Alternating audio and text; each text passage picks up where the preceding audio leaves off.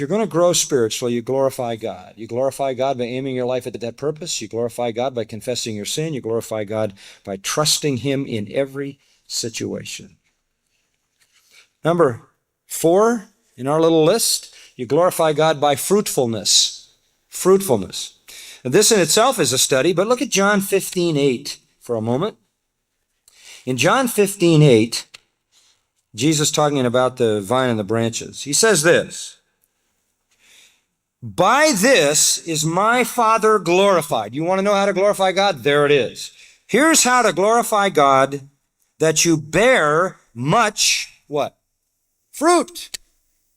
So what are you going to do in your life to glorify God? You're going to bear fruit. You say, well, yeah, that's good. What is fruit? What is fruit? Well, I'll tell you, there's 2 kinds of fruit. There is attitude fruit and there's action fruit. Okay? Attitude fruit is defined as the fruit of the Spirit in Paul's letter to the Galatians. Attitude fruit is this: love, joy, peace, gentleness, goodness, faith, meekness, self-control. That's attitudes, right?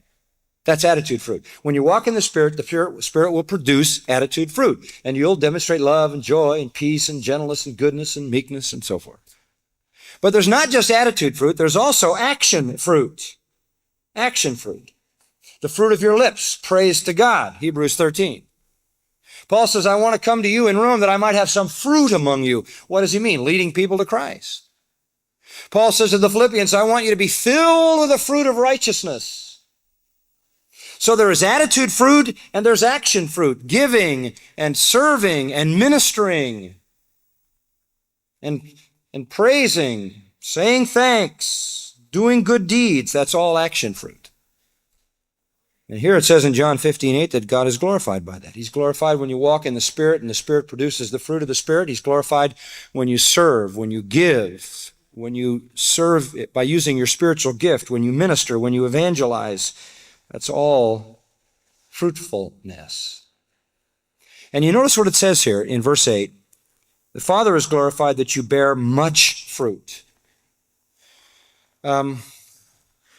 Most Christians, we could assume, bear little fruit. And you have to look a long time to find a shriveled grape, on some. But you can't have a no-fruit Christian because by their fruits you know them. So everybody's got some if you look long enough. But what the Father wants to see is not minimal, but much. And He's glorified. Do you demonstrate the fruit of the Spirit in your life? Are you out there praising God, thanking God, serving God, manifesting the fruit of righteousness? Good deeds. Colossians 1:10, I think, is a good one to remember along this line. Colossians 1:10, that you should walk worthy of the Lord, to please Him in all respects. Here it is, bearing fruit in every good work. Are you doing good deeds? Deeds of love and kindness and grace and mercy and care toward others? That's all fruit, and that glorifies God. God is glorified in your fruitfulness.